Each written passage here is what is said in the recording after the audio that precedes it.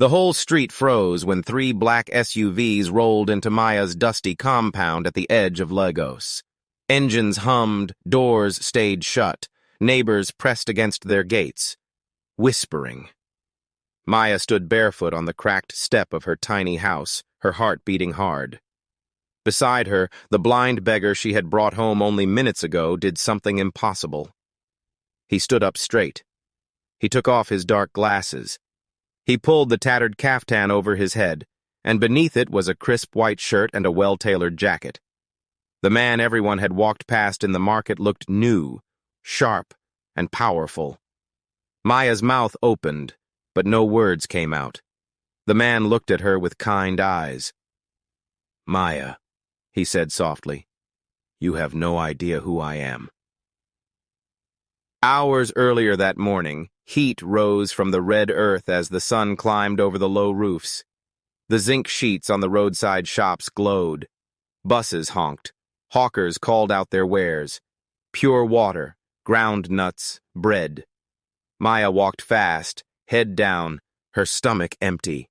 She was 18, thin from many days like this, on her way to the market to carry loads for people. It was her only way to buy food for the day. She kept her mother's words in her mind, words that had helped her in the dark night since the accident took both her parents. Kindness finds its way back. Never let your heart close. Maya touched the worn strap of her small bag. Inside was her most precious thing, a folded photo of her with her parents in front of this same little house, all 3 smiling, eyes bright. At the bend near the pepper sellers, she saw him. An old man sat on the ground by the gutter, thin and tired. His caftan torn at the shoulder. Dark glasses covered his eyes. A walking stick lay across his knees. His lips were dry. He held out one trembling hand, palm open, asking for help. People walked around him like he was a stone in the road. "I beg shift," a man pushing, a wheelbarrow said, bumping past without looking. 2 schoolboys snickered and hurried by. A woman selling tomatoes shook her head. "Kai, everywhere problem. Who go help who?" Maya slowed. The crowd flowed on. The old man's head tilted toward the sound of feet like he could hear help in the air and was waiting to catch it. Maya's chest hurt. She looked at the coins in her bag. Not enough for bread. Not enough for anything. She knelt. "Good morning, sir," she said. "Do you need water?" His mouth moved. "Water," he whispered. Maya rose, rushed to the nearest cellar, and begged for a small sachet. The woman sighed but handed one over. "Take, but this is the last I can do today." Maya ran back, tore the edge, and guided the water to the old man's hands. He drank slowly, like fighting a fire inside his throat. When he finished, he took a deep breath. "Thank you, daughter," he said. His voice was low and steady. "My name is Marcus." "Maya," she replied. "I live close by." He nodded toward the sound of her voice. "I have nowhere to go. I have no eyes to see the road and no one to lead me. Will you take me in as a father? I will not be a burden. I just need a corner to lie down, even for one day." Maya's breath caught. Take him in. She had a mat and an old fan that only worked when there was light. She had no food. She had no money. A woman carrying yams stopped and stared. "Little girl," she said to Maya, "use your sense. Look around. Everyone is hungry. You cannot feed the whole world." Maya looked up at her. "I know," she said quietly, "but I can help one person." The woman shook her head and walked away. Maya stood, slid her shoulder under his arm, and lifted. He was lighter than she expected. She placed his hand over her small shoulder and held the walking stick in her own hand. "Sir, I'll take you home first," she said. "You can rest there." They moved slowly through town. He crowed. People glanced at them and looked away. A boy muttered, "Not trouble she carry, go house." Maya kept walking.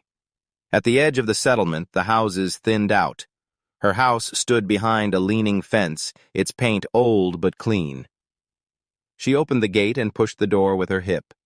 The small living room held a fan, a plastic chair, and a thin mat spread on the floor. Sunlight fell in a neat square across the cracked tiles.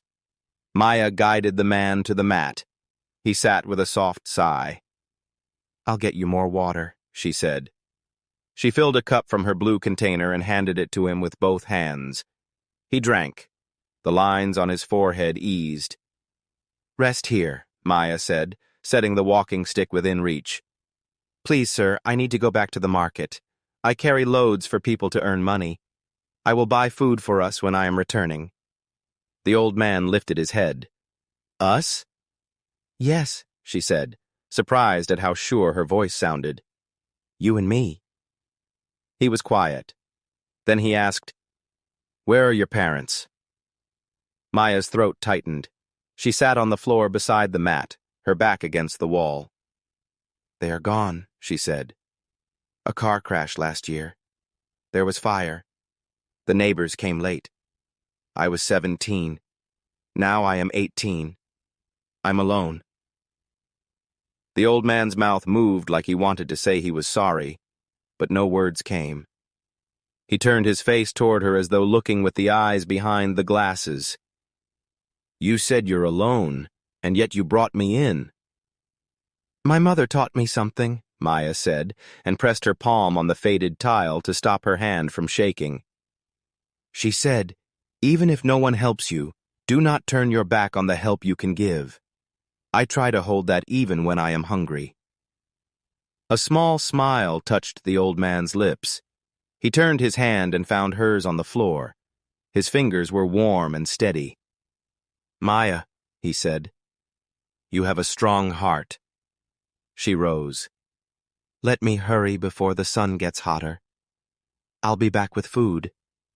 She tucked her family photo from her bot into a crack in the wall where she always kept it safe and reached for the door. "Wait," the old man said. Maya paused.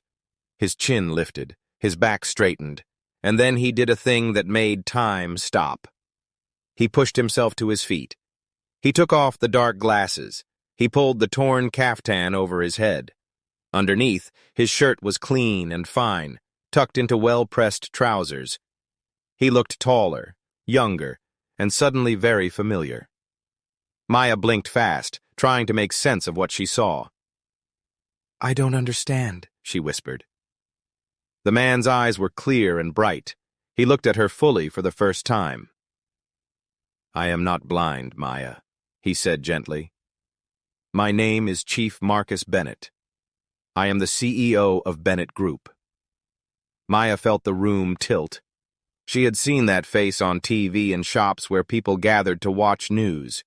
She had heard that name when buses passed big billboards. The man on her mat in her small house was a billionaire. He held up his phone and dialed a number. "Come to this address," he said. His voice was firm now, the voice of someone used to being obeyed. "Bring the cars." He ended the call and turned back to Maya.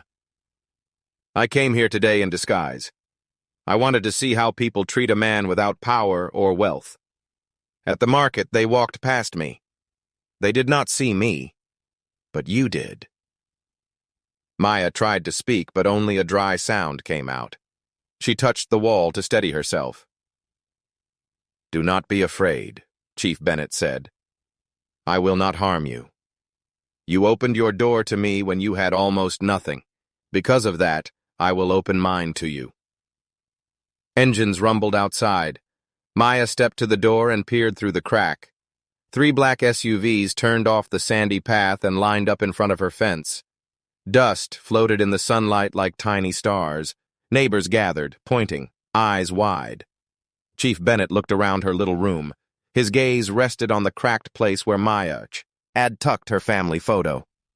He noticed the careful sweep of the floor, the neat stack of school books, the single plastic chair that shone from being wiped again and again. He nodded to himself as if these small things told him a truth he trusted. A driver in a neat suit opened the gate. "Sir," he called. Chief Bennett faced Maya. "Pick the things that matter most to you," he said. "We are leaving." Maya stared at him. "Leave? Go where?" Her heart broke open with fear and hope at the same time. She moved to the wall, pulled out the folded family photo, and held it to her chest. Her eyes stung. She looked at her books. She looked at the mat. She looked at the door where the sun cut a bright line across the floor like a step into another life. "Now?"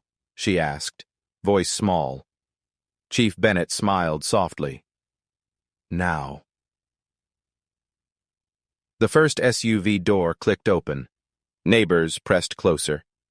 Maya took a breath, reached for her books with trembling hands, and a sharp knock thundered against the doorframe, loud enough to shake the little house. A voice shouted from outside, rough and angry. "Open up! Where did you get these cars from?"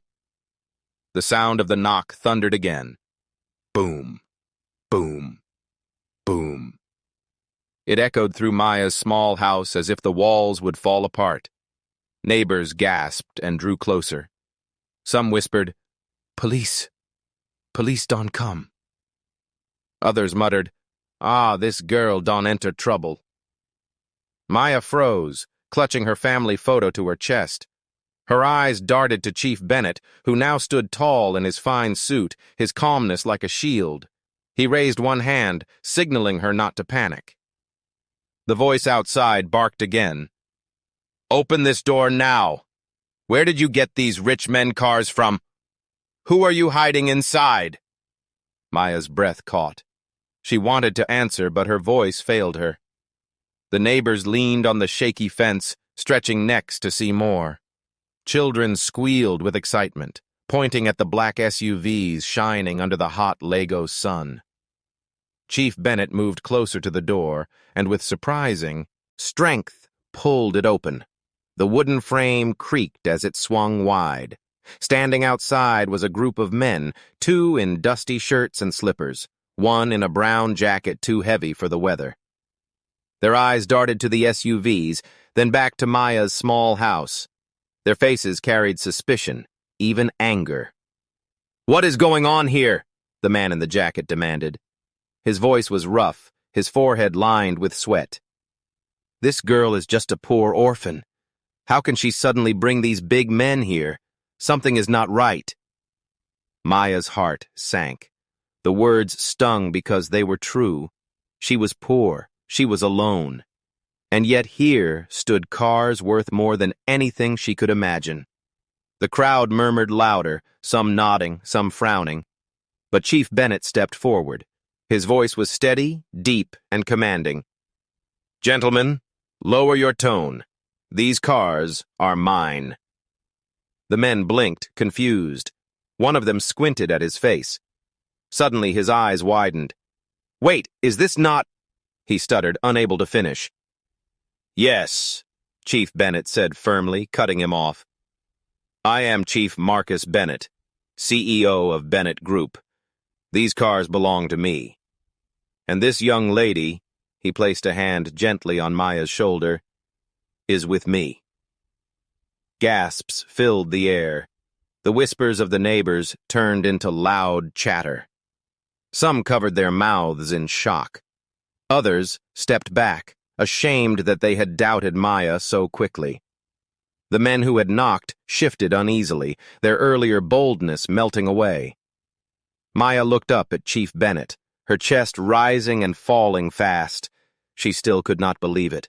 A billionaire in her tiny house, a billionaire defending her in front of everyone who had once ignored her.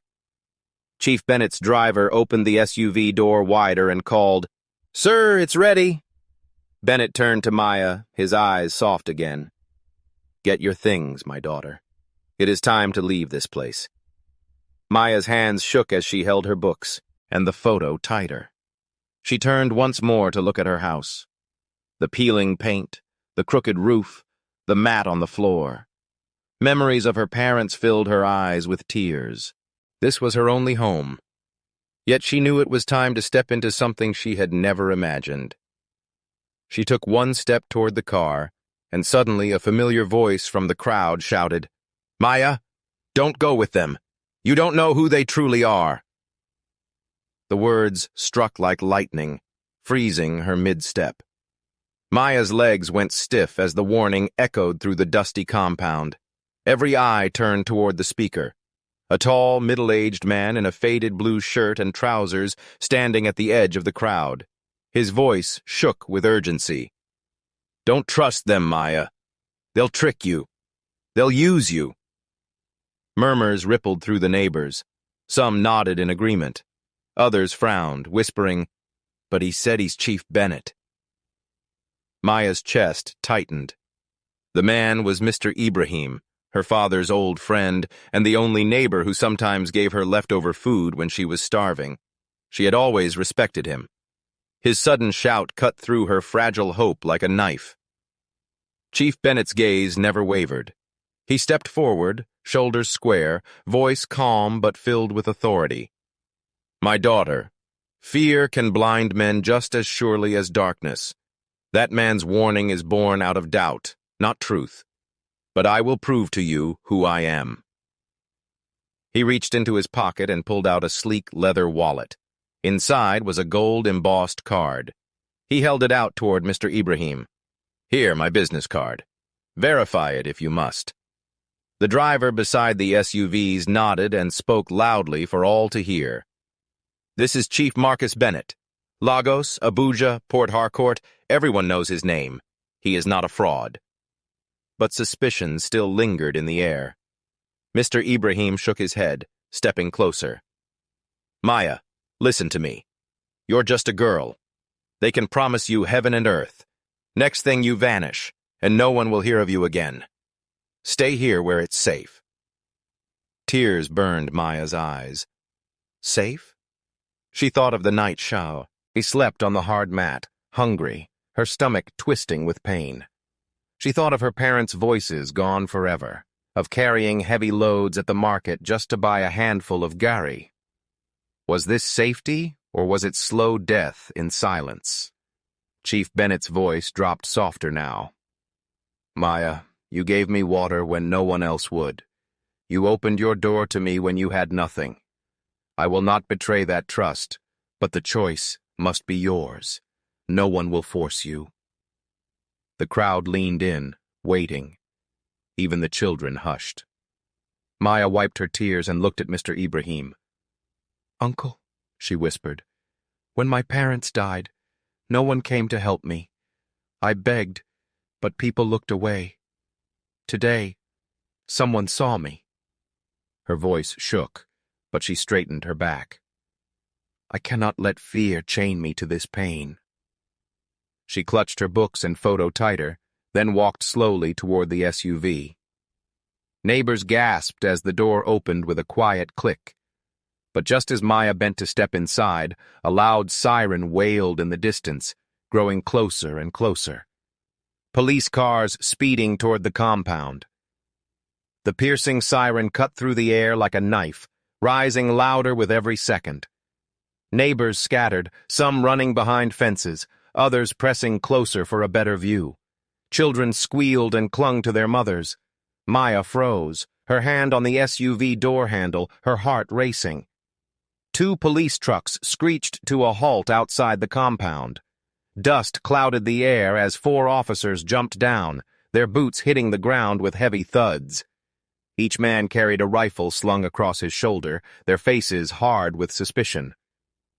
"Who owns these vehicles?" the lead officer barked, pointing at the sleek SUVs lined up in Maya's compound. Maya's knees buckled.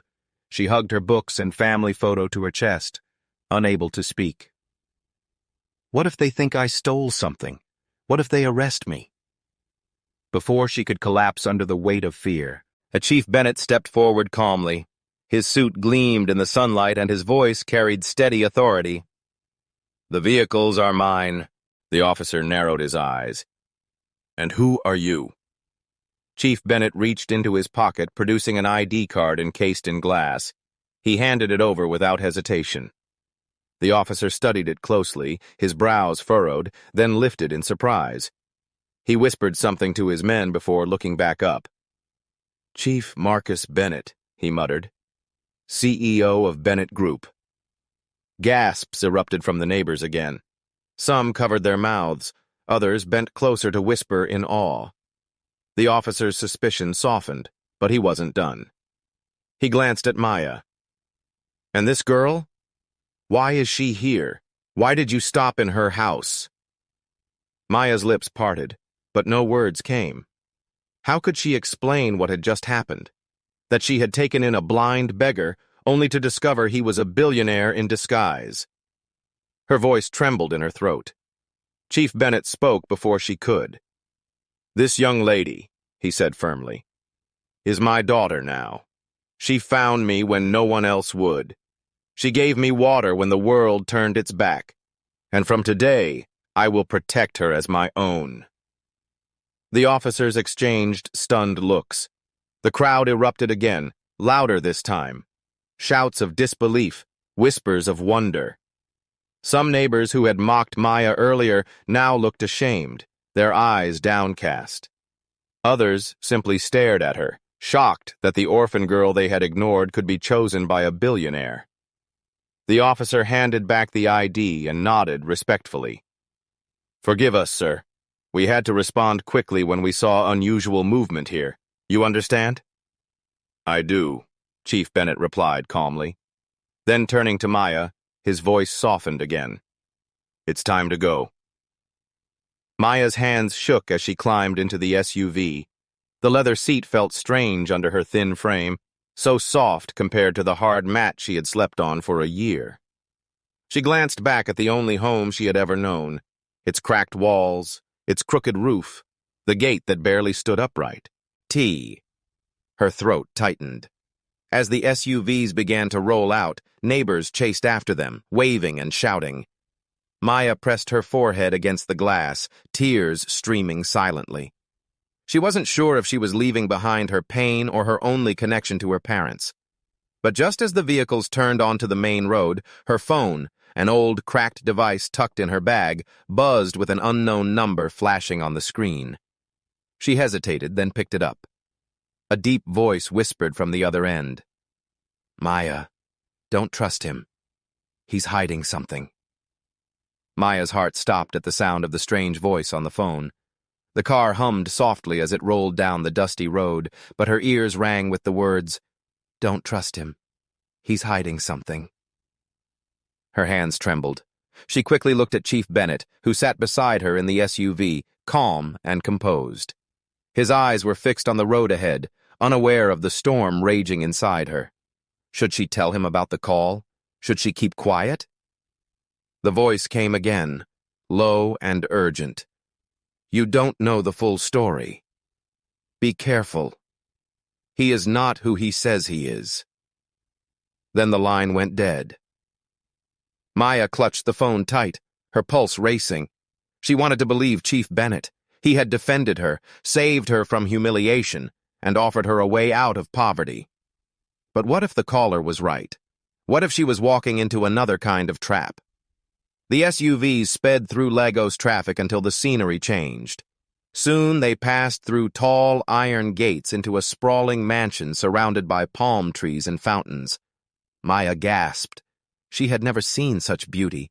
Marble pillars rose like towers, glass windows sparkled, and the lawn was trimmed as though every blade of grass had been cut by hand. "Welcome to your new home," Chief Bennett said, finally turning to her with a smile. Maya's throat tightened. She thought of her parents, of the accident, of her nights alone in the tiny house. This place looked like a dream, but the voice on the phone echoed in her head, filling her with doubt. Inside, the mansion was even grander. Crystal chandeliers hung from the ceiling. Gold-framed paintings lined the walls, and a staircase curved upward like something from a movie. Maya walked slowly, her eyes wide, her books and photo clutched close as if they might anchor her to reality. Chief Bennett guided her to a seat. "Maya," he said gently, "you will never suffer again. From this day forward, you are my daughter. I will pay for your education, your future, everything you need. Tears filled her eyes. "But why me?" she whispered. "Why would a man like you choose me?" He leaned closer, his eyes misty.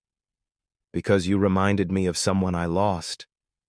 Years ago, my wife and daughter died in a plane crash. Since then, my house has been silent, my heart empty. But today, in that market, you showed me something I thought was gone. Compassion. You brought back the feeling of family I thought I'd never have again." Maya's lips parted.